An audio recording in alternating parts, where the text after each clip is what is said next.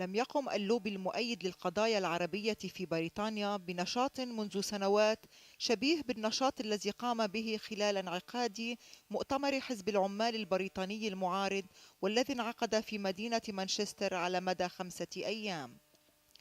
وكان أبرزها ما توج نشاط المؤيدين للحق العربي حضور زعيم حزب العمال إد ميليباند، نشاطا نظمه أصدقاء فلسطين في الحزب أكد خلاله على تمسك الحزب بحق إقامة دولة فلسطين مستقلة ومطالبته برفع الحصار المفروض على قطاع غزة. Well, we gave Ed Miliband an opportunity as a candidate to say what his policies were on Israel and Palestine. He took that opportunity and gave us a full statement before his election. And one of the most prominent things was that he made a clear promise that he would visit Gaza to take a first-hand look at the situation on the ground, something that a British Foreign Secretary hasn't done for a long time.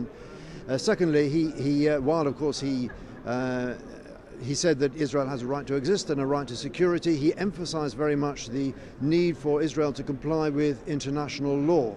ويقول رئيس تحالف الأحزاب البريطانية المؤيدة لفلسطين في البرلمان البريطاني النائب ريتشارد بيردون أن سياسة الحزب المعارض في المرحلة المقبلة ستكون أكثر حيوية من السابق. I was really pleased by Ed Miliband's speech tonight at the Labour Friends of Palestine reception. First good thing is that he came here, but also he was very unequivocal. And I thought what was particularly gratifying about his speech is that he didn't just support the rights of Palestinians because that's a matter of international justice, but he also linked it directly with the Labour Party's own values. And that's what we in Friends of Palestine have been saying for a long time. So I'm really pleased by what he had to say. For all of us, though, in the UK, the important thing is to match words with deeds. That's difficult for Labour now as we're in opposition, but I think you've got a very clear statement today that Ed Miliband will be arguing for peace and justice in the Middle East. وتعزو حملة التضامن مع الشعب الفلسطيني في بريطانيا التحول في التأييد لصالح العرب إلى الأسباب التالية. Major progress from a year on when we had support from the TUC to work on a ban of settlement goods being imported to the UK.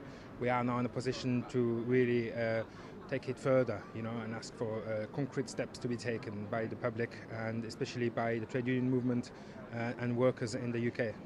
وبعيدا عن حفل العشاء الذي أقامه السفراء العرب لرئيس حزب العمال الجديد والذي تميز بعدم التنظيم وغاب عنه نشطاء بارزون من مؤيدي القضية الفلسطينية، كان نشاط جمعية العون الطبي لصالح فلسطين حافلا الأمر الذي يعكس حجم التعاطف مع الشعب الفلسطيني.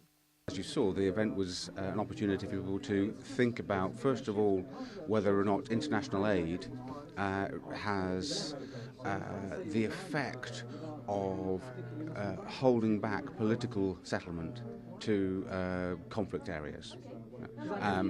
Specifically, I think we were looking at Gaza as an example where there seems not to be any kind of political dialogue going on between any of the engaged parties. Well, they're not engaged, and as a consequence, the aid is arguably being manipulated to serve ends that are not to do with peace. Well, I work with Medical Aid for Palestinians. We've been around for 25 years. We've been responding to crisis and also working with local communities to build up health systems. We've achieved a lot. We have a lot of support for the Palestinian people and for our programs across Lebanon and also in Palestinian territory. But of course we must understand that without an actual political solution both to the refugee crisis and an end to an occupation and blockade, there can be no development which will be sustainable in the long term.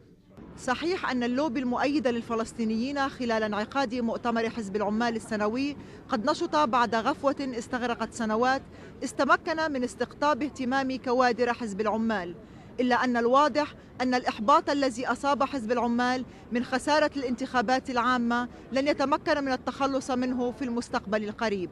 بيان الأعور، العربي اليوم، مانشستر.